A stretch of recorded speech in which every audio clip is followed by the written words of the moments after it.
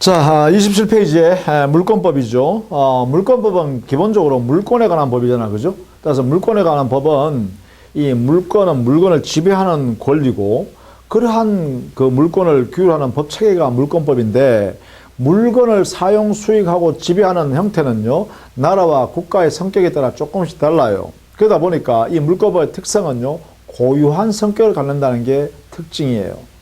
그 나라의 고유한 성격, 그 민족의 고유한 성격이 그 물건을 지배하는 모습에 담겨진다는 거죠. 그래서 물권법의 성격상 다른 나라와 다른 점이 들어갈 수 있어요. 우리나라도 그런 게 있죠. 전세권 같은 경우에는 우리나라의 고유한 특성이에요. 다른 나라에는 이런 전세권 제도가 없습니다. 그래서 물권법의 성질 중에 가장 큰 특징이 뭐냐? 바로 고유법성이다. 이런 이야기예요. 뭐 그 정도만 좀 봐두시면 좋겠어요. 뭐 대표적으로 또 그런 거 있잖아요. 전세권뿐만 아니라 분묘기지권 한번 생각해보세요. 분묘기지권. 우리가 출석 때 보면 성묘하러 얼마나 많이 갑니까? 그런데 그 임야가 산이 그 조상이 묻혀있는 산이 전부 내 땅이 아니죠. 내 산이 아닌데 불구하고 옛날부터 우리 조상이 거기에 묻혀 있으니까 거기 가서 우리가 제사 지내고 뭐 이렇게 하잖아. 그죠? 근데 남의 땅이에요. 그게 산이. 그런데 그 산 주인이 조상 묘 다한테 이장해가라 이렇게 못한단 말이에요. 그 왜 그러냐? 관습적으로 옛날부터 쭉 이어오는 게 있단 말이에요. 그래서 토지를 지배하는 형태의 그런 경우에는 분묘가 이미 설치되어서 그 토지를 이용하는 권리가 우선한다는 거죠. 이게 그 안에 들어있다는 거예요. 물권법 안에. 그죠? 그래서 물권법은 그 특징이 뭐라고? 고유법성. 나라마다 고유한 성격이 그렇게 담겨져 있다. 이런 이야기예요. 자, 그걸 꼭 알아두시면 되겠어요. 자, 그러면 물권법이라는 것은 물권을 규율하는 법이니까 물권이 뭐냐? 이거 알아야겠죠? 물권이 뭐냐? 그죠? 자, 물권이라는 것은 물건을 지배하는 권리예요. 그대로 쓰면 이 물건을 지배하여 이득을 취하는 권리예요. 그렇죠? 물건을 대상으로 해서 지배하는, 물건을 대상으로 지배하여 이익을 취득하는 법에서 보호되는 권리다. 그죠? 이것을 물권법이라고 해요. 물권이라고 그래요. 그러니까 이 물건은 대상이 되겠죠. 물권의 대상은 원칙적으로 물건이 되겠죠. 다만 권리인 경우도 있긴 해요. 예외적으로. 예외. 즉 물권의 대상은 원래는 물건인데요. 권리가 그 대상이 되는 경우도 있다. 이건 예외적이다. 예외적인 것은 반드시 법에 정해둡니다. 예외적인 것은 법에서 반드시 정합니다. 법 규정으로 이렇게 정해요. 예외 규정을 둬요. 이 예외 규정이라고 그래요. 그죠? 예를 들면 어떤 거냐면 지상권이나 전세권 같은 권리를 대상으로 해서 여기에다가 저당을 설정하고 돈 빌려 쓸 수 있어요. 지상권, 전세권자는 그 지상권이나 전세권이 마치 소유권 위에다가 저당을 설정해주고 돈 빌려 쓰는 것과 똑같이 이렇게 저당권을 설정할 수 있도록 이렇게 해놨어요. 그러면 저당권이라는 이 물권은, 권리는 지상권, 전세권이라는 권리를 대상으로 해서 설립한 물권이 될 수 있죠. 이것도 예외적으로 있다라는 거 알아두시면 돼요. 이런 것도 또 있죠. 질권이에요. 질권의 대상이 원래는 동산이라는 물건이죠. 그런데 여기에 권리를 대상으로 하는 질권도 성립할 수 있다는 거죠. 이런 면에서요. 동산질권, 권리질권 두 가지 있다는 거예요. 그러면 우리 민법에는 권리질권 인정한다는 거죠. 권리를 대상으로 질권 인정한다. 그죠? 이런 것도 뭐예요? 역시 권리를 대상으로 해서 인정되는 물권이다. 해야 되겠죠. 자, 이런 개념적 요소에서 이렇게 특징들이 나온다는 것이죠. 자, 그 다음에요. 이러한 물권은요, 아무나 막 만들어내면 안 돼요. 물권이라는 권리를. 채권이라는 권리는 특성상 당사자 약정에서 마음대로 낼 수 있어요. 채권이라는 권리는. 당사자 합의에서 채권을 마음대로 만들어낼 수 있어요. 다양한 형태로요. 여러분이 이 동영상을 보면서 동영상 사업자와 여러분은 계약을 통해서 동영상 제공하는 걸 받고 대신에 비용을 지출하는 약정을 하는 거 아닙니까? 그래서 뭐예요? 그 권리 의무가 관한 채무 관계가 발생하죠? 그러니까 동영상 이용할 수 있는 채권. 그렇죠? 그러니까 당사자 합의에서 채권이라는 권리가 발생했잖아요. 그런데 물권은 그렇지 못하다는 거예요. 물권은 반드시 법에 정해져 있는 대로만 인정합니다. 법정주의요. 물권은 법에 정해져 있을 때만 인정된다. 이걸 물권 법정주의라고 하고 이것을 민법에 선언을 해놨어요. 185조에서. 물권 법정주의. 물권은 법률 또는 관습법에 의하지 않고서는 임의로 창설하지 못한다 해놨단 말이에요.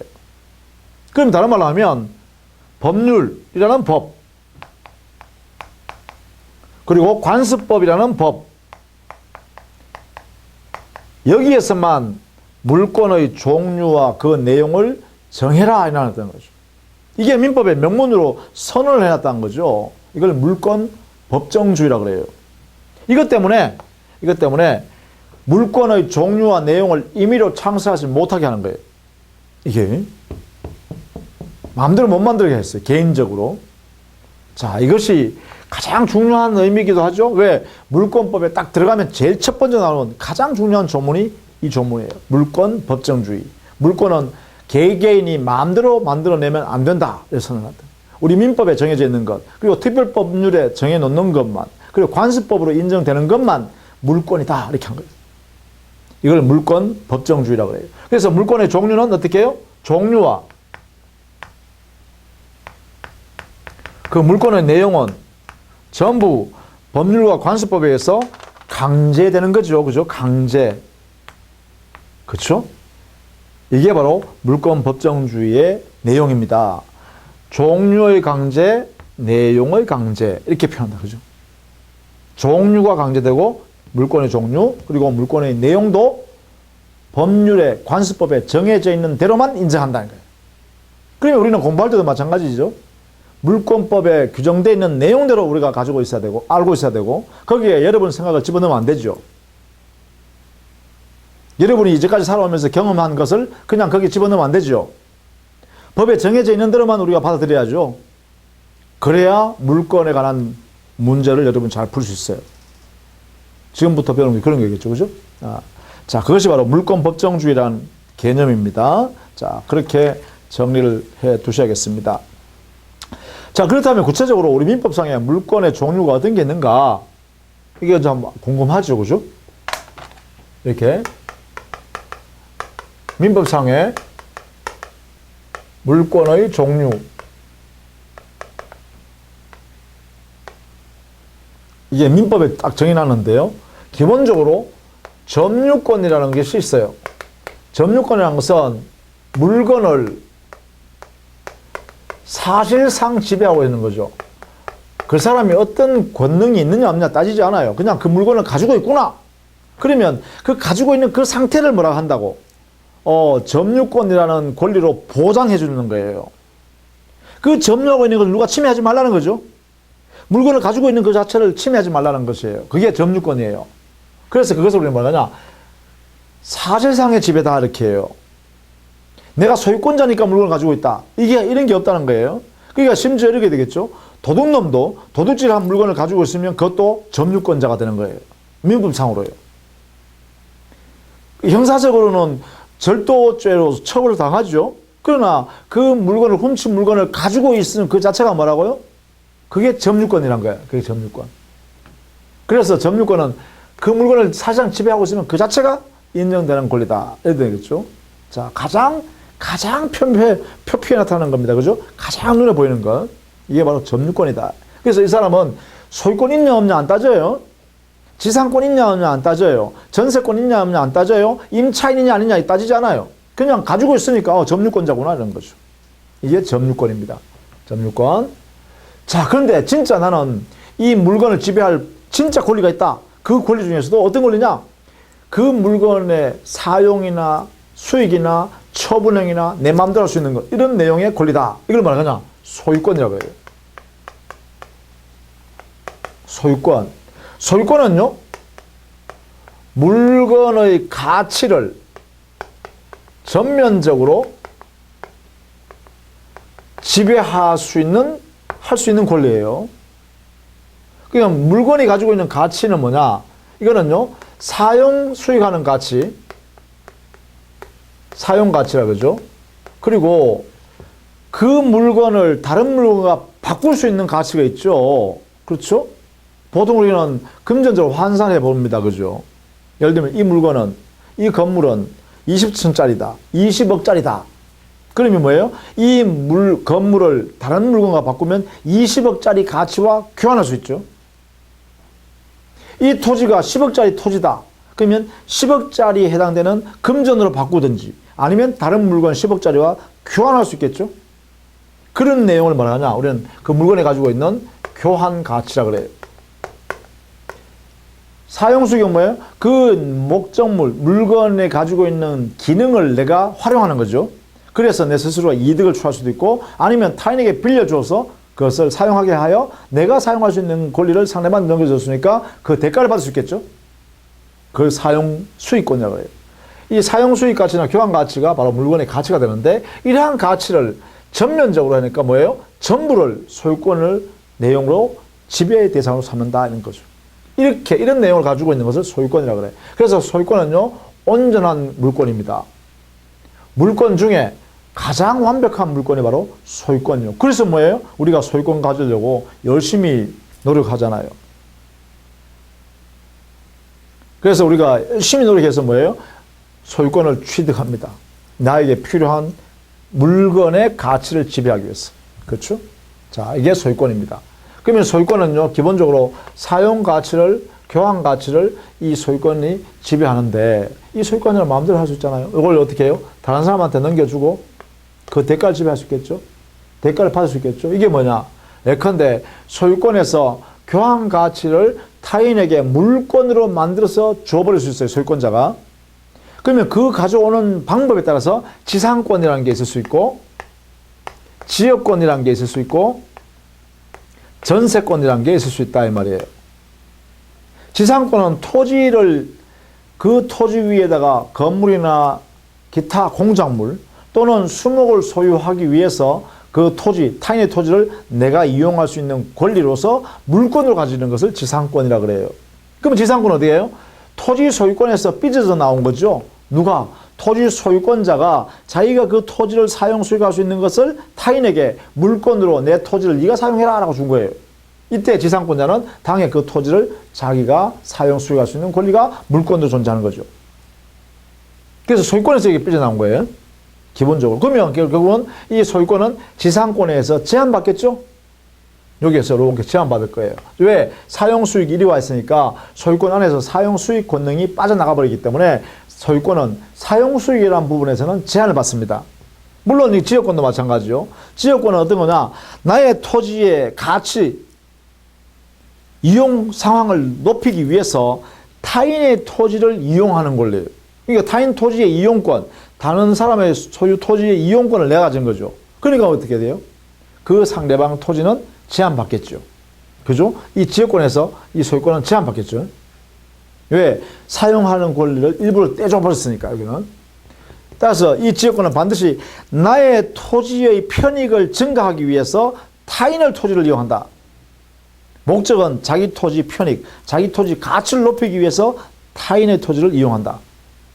이 두 가지는 타인의 토지에 대한 물권이다. 그죠? 그것도 사용 수익하는 물권이고요. 그다음 전세권이요. 자, 이 전세권은 여러분이 우리 사회에서 쓰는 용어와 조금 혼동하기 쉬워요. 왜 그러냐면, 뭐 여러분 아파트 두 채면 나 한 개는 내가 살고 있고 한 개는 내가 전세 놨다 이렇게 하잖아요. 아파트 나 하나 전세 놨네 이렇게 하잖아요. 또 어떤 사람은 나는 집을 소유하기 싫어. 왜? 뭐 세금도 많이 나오고 내 그냥 편하게 살다가 어차피 내가 가져가는 것도 아닌데. 그럼 어떻게 해요? 나 아파트 전세 들어갔어. 5억짜리 전세 들어갔어. 이렇게 한다 이 말이야. 그렇죠? 그때 전세하고요, 이 전세권하고는 조금 달라요. 그 사회에서 말하는, 일반적으로 말하는 사회 보증금 내고 들어가는 전세요. 이건 사실상 우리 법적으로 평가하면 임대차에서의 임차권이에요. 임차권은 뭔데? 채권이에요. 근데 이 전세권은 뭐예요? 지금 물권이죠. 물건을 지배하는 거잖아요. 이거는 그죠? 그러면 전세권은 뭐예요? 그래요. 타인의 부동산을 용도에 따라 점유하여 사용 수익하는 그러한 권리예요. 전세권자는 소유권자의 사용 수익권을 부동산 전체에 대해서 사용 수익할 수 있는 그러한 권리를 얘가 가지고 있는 거예요. 그러면 결국은 전세권도 뭐예요? 소유권을 제한하겠죠? 어떻게? 사용 수익권을 얘가 가지고 오니까. 자, 여기는 두 개는 지상권이나 전세권은 토지에 대한 지배권이에요. 근데 전세권은요, 타인의 부동산에 대한 지배권이에요. 그러면 토지뿐만 아니라 건물도 되겠죠. 그러니까 우리는 보통 건물에 전세하는데 토지도 전세권의 대상이 되는 거예요. 그죠? 그래서 이게 전세권은 건물이나 토지의 부동산, 이 전체의 부동산에 대해서 소유권을 제한하는 거죠. 사용 수익권으로. 그죠? 자, 그런데 그 내용은 약간씩 다를 겁니다. 그죠? 권리 내용이, 그죠? 그러니까 종류는 요 세 가지가 있는데, 요게 사용 수익 가치. 그럼 요걸 뭐하냐? 당의 부동산을 사용 수익하는 물건이잖아. 그러니까 요걸 우리는 사용, 수익, 줄여서 용익. 그런 것을 내용을 하는 물건이다. 이 말이죠? 이렇게 할 수 있겠다. 그죠? 용익 물건. 요게요. 그러니까 지상권, 지역권, 전세권은 용익 물건이다. 이러겠죠. 근데 이 용익 물건은 뭐예요? 요 소유권을 제한하는 물건이죠? 제한하는 물건이다. 그죠? 이것도 다 제한 물건이죠? 요것도 제한 물건, 요것도 제한 물건, 요것도 제한 물건. 그렇죠? 이걸 합쳐서 우리는 용익 물건은 제한 물건 이렇게 해야 되겠죠. 자, 그 다음에요. 이 사용 수익 가치는 소유권 안에 그대로 두고 내가 이 물건의 교환 가치 금전으로 바꾼다든가 할 때 얼마짜리다 하겠죠? 그 교환 가치를 다른 사람한테 맡기고 내가 돈을 물건 소유권자가 그 물건의 가치를 다른 사람한테 일부 맡겨놓고 내가 필요한 돈을 융통한다. 돈을 빌려 쓴다 이 말이에요. 이럴 때는 어때요? 상대방은 돈을 빌려주는 채권자죠. 상대방 채권자는 채무자 사람은 믿지만 돈을 믿을 수 없잖아요. 변제기에 도래했는데 변제 못하는 능력이, 즉 상황이 안 돼서 못 갚을 수도 있잖아요. 그러면 이 돈을 어떻게 해요? 채권자가 돈 못 갚으면 안 되잖아요. 그러니까 어떻게 돼요? 물건의 가치인 교환 가치를 꽉 쥐고 있는 거예요. 그러면 어떻게 되나? 당의 물건이 가지고 있는 교환 가치를 파악해서 아, 이 건물은 10억짜리네? 그러면 건물 소유자 너가 돈이 5억이 필요하다 했냐? 그러면 내가 5억 빌려줄게. 대신에 건물 10억짜리 중에 5억에 해당되는 만큼의 교환 가치는 내한테 맡겨라. 그러면 내가 돈 빌려줄게. 왜? 돈을 네가 갚고 싶어도 나중에 못 갚을 수 있잖아. 그럼 나는 안전장치 된다. 돈 빌려줄게 지금. 이렇게 해야 되겠죠. 그러니까 결국은 이 교환 가치를 통해서 뭐예요? 자기의 채권, 채무를 만들어 놓고 그 채무를 안전장치를 제공하면서 교환 가치를 통해서 그래서 돈을 융통해 쓸 수 있겠죠. 이때 발생하는 그 물건이 뭐냐? 즉 그 가치, 교환 가치를 지배하면서 나의 채권, 너 돈 빌려간 그 내용을 변제 안 하면 그 물건의 가치에서 바꾸어서 내가 이미 가지고 있었던 교환 가치를 내가 행사한다. 이런 것을 말하냐? 이런 것을 우리는 담보 물건이라 그래요. 이 담보란 것은 자기의 채권을 안전하게 변제받을 수 있는 그러한 모든 제도를 담보라 그래요. 민법에서요. 채권자가 자기의 채권을 회수, 반환받는데 안전장치로 필요한 모든 제도, 이걸 담보라 그래요. 그 담보의 내용이 물건을 지배하는 내용으로 가지고 있으면 담보물건. 그럼 담보물건에 어떤 게 물건이 있느냐? 이것은요, 세 가지가 있어요. 즉, 법의 규정에 따라서 당연히 담보물건이 발생하는 내용의 담보물건이 있어요. 즉, 당사자 약정에서 담보물건을 만들어내는 것이 아니라 우리 민법에 규정되어 있는 그 요소를 갖추면 당연히 그 채권자한테 그 물건을 지배하여 꽉 쥐고 있으면서 그 교환 가치를 자기가 누리면서 갖고 있도록 하는 것. 이런 담보물건도 있어요. 이걸 뭐라 하냐? 유치권이라 그래요. 유치는 자기가 꽉 쥐고 있다는 거죠. 유치권이라는 담보물건이 있다. 이걸 통해서 뭐예요? 소유권의 교환 가치를 얘가 지배하고 있죠. 이렇게. 그 다음에는요, 동산의 교환 가치를 상대방한테 맡기고 돈을 빌렸었을 때 이때 그 상대방 채권자는 야 동산도 내한테 넘겨. 동산이 다른 사람한테 팔아먹으면 골치 아프니까 나한테 넘겨. 그 내가 가지고 있을게. 그래서 네가 돈을 갚으면 채무를 변제하면 그러면 내가 가지고 있던 이 동산을 돌려줄게. 이렇게 할 수 있죠. 이걸 뭐냐? 이걸 질권이라고 그래요. 질권이란 담보물권. 다만 요 질권은요 원칙은 동산을 대상으로 예외적으로 권리도 질권의 대상으로 삼을 수 있다 했죠. 원칙은 동산, 예외로 권리도 있다. 권리를 대상으로 할 수도 있다.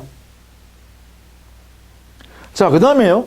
부동산에 대해서 할 수 있겠죠. 부동산. 그래서 우리 사회에서 가장 일반적으로 담보물권으로 인정되는 제도들이 보통 부동산에 대한 담보물권이다. 그죠? 부동산에 대해서. 이게 뭐냐? 바로 저당권입니다. 저당권. 부동산의 교환 가치를 파악해서 채권자가 돈을 빌려주고 교환 가치를 자기가 관념적으로 꽉 쥐고 있는 거예요. 그래서 채무자가 변제하면 그 내용이 끝나지만 채무자가 변제 안 하면 이 담보물권인 저당권을 실행해서 그 교환 가치에서 자기가 가지고 있었던 만큼의 변제를 가져가는 거죠. 먼저. 이렇게 하면서 자기 채권을 회수한다. 그죠? 이러한 내용으로 담보물권이라는 게 존재한다라는 것이에요. 담보물권.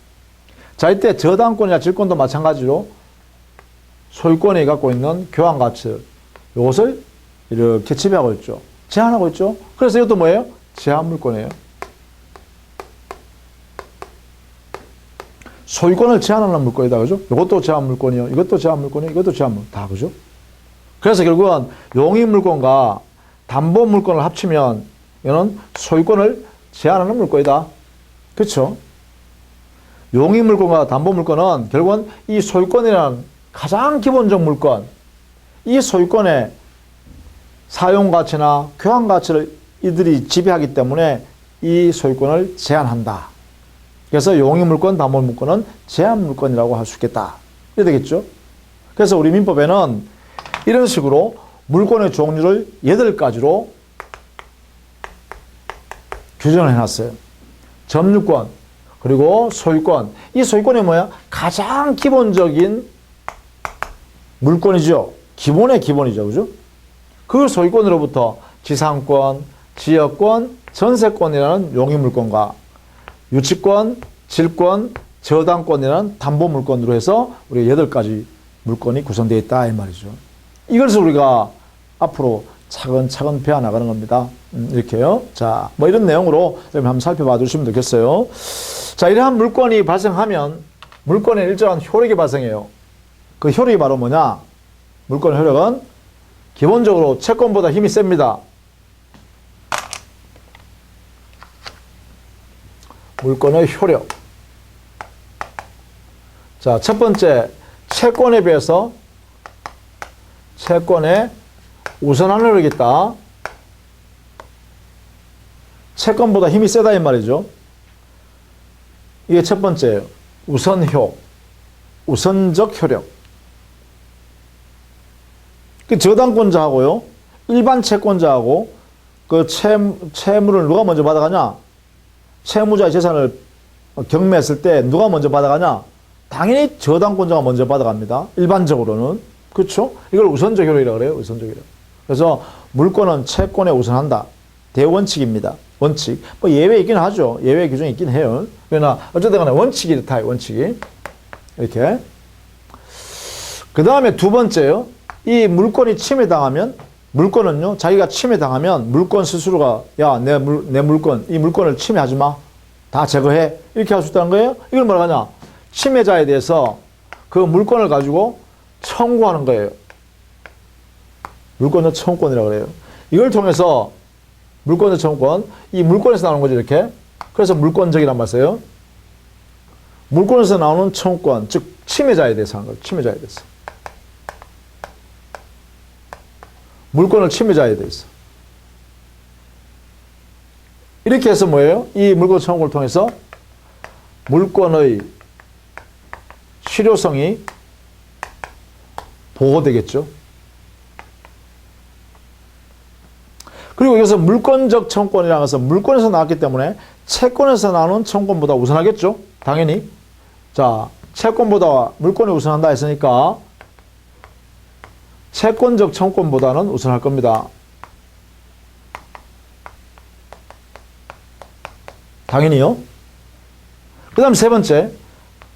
보시다시피 말이죠. 여기에 물권을 가지고 있으니까 거기서부터 이렇게 나왔잖아. 그죠? 물권 청구권은. 그러면 물권 청구권이 없으면 물권이 없으면 물권 청구권도 없어요. 만약에 물권을 다른 사람한테 팔아서 넘겨버리면 종래의 물권자는 지금은 물권이 없으니까 물권 청구권도 없어요. 그러면 어떻게 돼요? 물권이 이전됐을 때 그 물권을 양수받은 사람, 양수한 사람이 물권 청구를 갖고 있다는 거죠. 그 이야기는 뭐예요? 바로 이 물권과 여기에 있는 물권 청구권은 어떤 관계냐?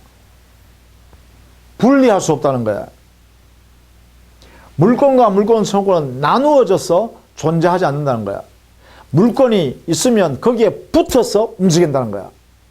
물권이 움직이면 물권 청구권도 함께 가야 된다는 거죠. 이걸 뭐라 하냐? 당의 물권과 물권 청구권은 운명을 같이 해야 된다.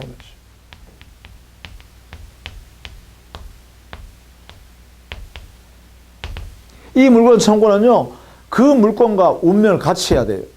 그 물권이 양도되면 물권 청구도 함께 양도돼야 돼요. 물권을 소멸하면 물권 청구도 함께 소멸해야 돼요. 물권을 취득하면 물권 청구도 함께 취득해야 돼요. 이런 관계로 우리는 운명을 같이 한다. 이렇게. 자, 이게 바로 물권 청구권의 가장 중요한 제도 틀이라 할까요? 의미라 할까요? 성질이라 할까요? 그런 것이죠. 자, 물권 청구권은 당의 물권의 실효성 진짜 힘있게 만든다. 왜? 물권을 침해하는 사람이 같으면 쳐! 해버릴 수 있으니까. 그죠?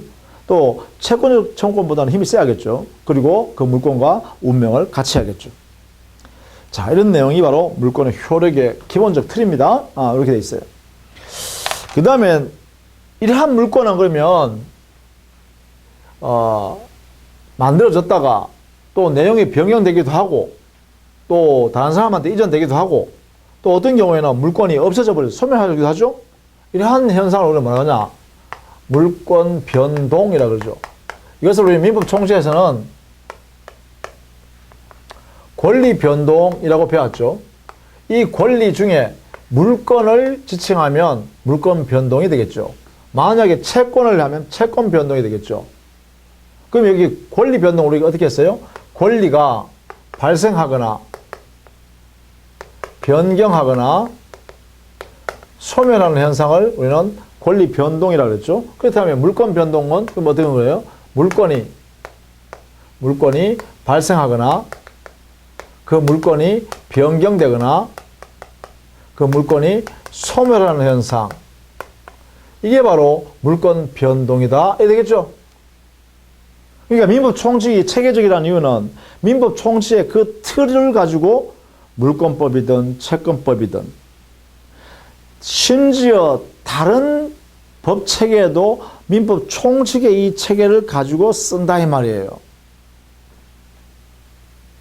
그래서 민법 총칙이 법의 가장 기본적인 체계의 모습을 갖추고 있는 것이다. 이렇게 이해하면 좋아요. 그래서 여러분 민법 총칙의 문제가 24문제 나오는 거예요. 이게요. 자, 그러면 물권 변동, 물권이 발생하거나 변경하거나 소멸하는 현상을 물권 변동이라 하는데 이 물권 변동, 발생, 변경, 소멸이 이렇게 발생하기 위해서는 일단 원인이 있을 거예요. 그 원인은 크게 나누면 두 가지 중에 하나예요. 사람의 행위에 의해서 발생하거나 아니면 행위가 아닌 내용, 즉 법률 규정이라고 하면 되겠네. 법률 규정에 의해서 발생하는 거예요. 행위에 의한 것은 사람의 행위니까 법률 행위가 가장 중요할 거예요. 법률 행위에 의해서 물권 변동이 발생하거나 아니면 법률 규정에서 물권 변동이 발생한다. 이래 되겠죠. 이 둘 중에 하나예요. 그렇죠? 우리 여기도 했죠? 여기 권리 변동도 마찬가지예요. 이 권리 변동이 되는 원인이 있다. 원인이 법률 요건을 했겠죠? 이 원인은 행위에 의해서 일어나는 게 이게 가장 중요하다 했겠죠? 자, 그러면 물권법은 또 물권법 나름대로의 특징이 있는데 여기에 정리를 좀 해보면, 자, 물건이 발생, 변경, 소멸이라는 현상이 발생하려고 그러면 이러한 원인이 있어야 되는데 그 원인에는 두 가지가 있다 이 말이야. 그 두 가지 하나는 뭐냐? 사람의 행위, 의사표시에 의해서 이루어지는 행위. 그거와 관계없이 규정에 있기 때문에 그냥 발생하는 것. 이런 게 있는데 여기 조심해야 하는 게 바로 이거예요. 법률 행위, 사람의 행위, 거래행위죠. 거래행위를 통해서 물건이 움직일 때는 발생, 변경, 소멸할 때는 반드시 여기에 등기나 인도라는 형식을 갖춰야 한다.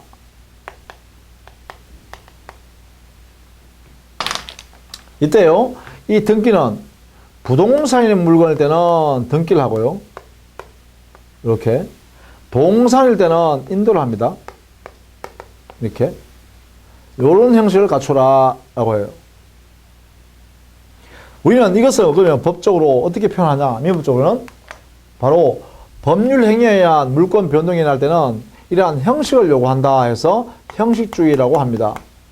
이것을 성립하기 위한 요건으로서의 입장이기 때문에 성립요건주의라고도 해요. 자, 이렇게 법을 만든 나라가 독일이 최초입니다. 그래서 독일법주의다. 그래서 독법주의라고 하기도 해요. 같은 말이에요, 전부 다.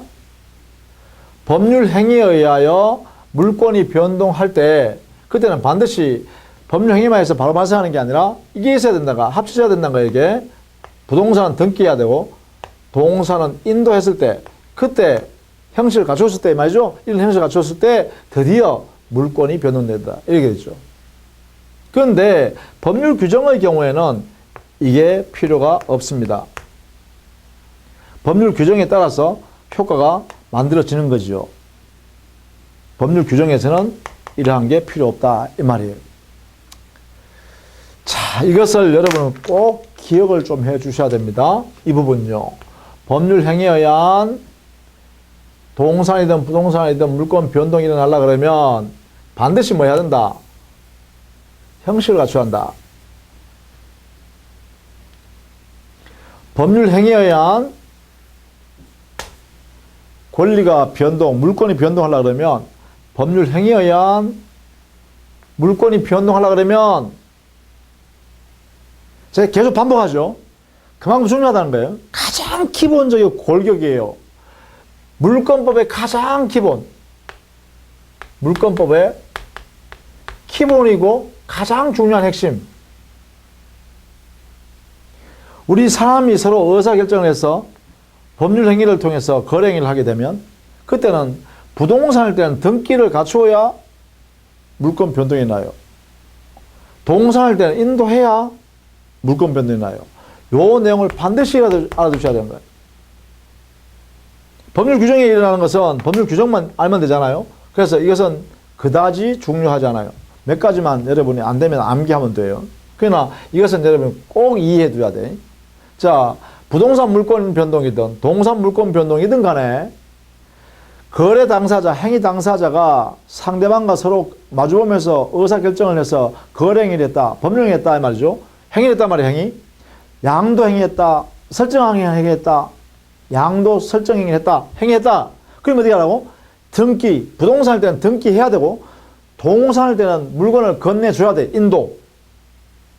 그래야 드디어 물건이, 즉 동산이든 부동산이든 물권 변동, 소유권이 움직인다 이 말이죠. 지상권이 만들어지고 지역권이 만들어지고 전세권이 만들어지고 저당권이 만들어진다는 거죠. 이렇게. 요 두 가지 갖추었을 때 이 효과가 발생한다. 꼭 알아두셔야 돼요. 요거는 이 기본 강의에서 가장 중요한 건, 물권법에서 가장 중요한 건 요거예요. 예를 들면 보세요. 예를 들면 몇 가지 예를 들어 볼게요. 자, 부동산 소유권을 이전하여 취득하고 싶으면 법률행위로서 소유권을 양도 양수하기로 하는 행위를 해야죠. 두 사람이 계약을 해야 돼요. 양도 계약을. 이것만 해가지고는 소유권 못 취득해요. 해요. 취득하기 위해서는 양도 계약을 하고 나서 또 뭐 해야 돼요? 소유권 이전 등기해야 돼요. 동산일 때는 그 동산을 인도해 줘야 돼요. 그래야 소유권 취득하는 거야. 그러면 이번에는요, 부동산에 관한 지상권을 설정하여 취득하기 위해서는 발전세는 거죠. 그러면 당사자의 토지 소유자하고 지상권을 취득하려는 사람이 둘이 만나서 지상권을 설정하기로 합의해야죠. 설정 합의.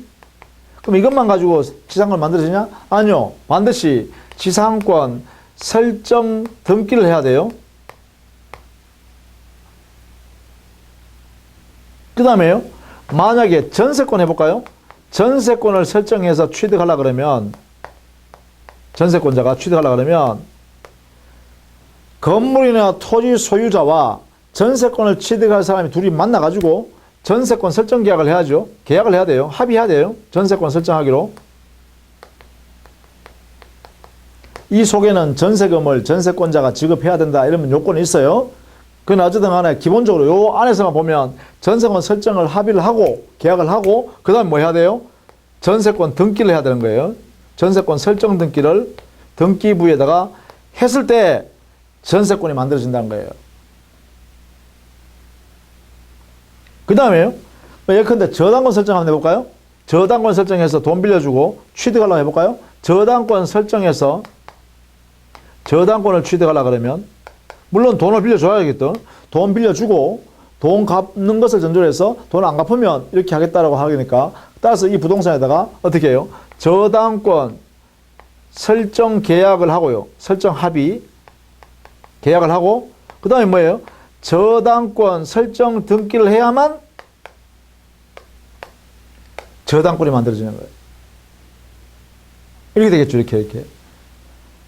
그래 보세요. 이게 내용이 다 공통적이잖아요. 우리가 공부하는 것. 뭐 질권도 마찬가지입니다. 동산이지만 동산 질권을 설정하려고 그러면 동산 질권 설정 계약하고 동산은 등기하는 게 아니라 뭐예요? 인도제 인도. 동산이니까 인도. 그 동산을 질권자한테 자 가져가라. 가지고 있거라. 해줘야 되는 거죠. 이거잖아 이거. 이것은 요거예요. 이것은 등기란 이거예요. 이렇게 했으니까 뭐예요? 이렇게 했으니까 드디어 요게 물권 변동, 부동산 물권 변동이 생기잖아요. 그죠? 이런 내용이 한 공통적으로 정리한 게 뭐냐? 이 말이란 거예요. 이 말. 그래서 이 부분은요, 아무리 강조해도 뭐 지나치지 않다. 뭐 이런 이야기입니다. 자, 그런 내용들이 여러분 28페이지 그리고 29페이지에 걸쳐서 있는 겁니다. 그죠? 자, 이런 것들을 우리가 앞으로 할 거예요. 그 다음에 29페이지에 5번에 물권의 소멸. 소멸 사유를 봐야 하는데 물건이 없어져 버리면 소멸하잖아요. 물건이 멸실돼 버렸다. 뭐 벼락이 맞아가지고 불 나가지고 다 타버렸다. 응? 아니면 자동차가 말이죠. 운전하다가 사고 콱 나는데 크게 사고 나서 다 찌그러져 버렸다. 응? 그러면 그 물건이 없으니까 그 물건에 대한 소유권은 사라져 버리겠죠. 이런 게 물권을 소멸 아니겠어요. 그죠? 그래서 여기는 물권의 소멸 원인을 구체적으로 우리가 좀 봐둘 필요가 있겠죠. 그래서 거기에 보면 뭐 목적물이 멸실됐다든가 소멸시효 완성은 절대로 소멸을 한다 했잖아요. 그렇죠?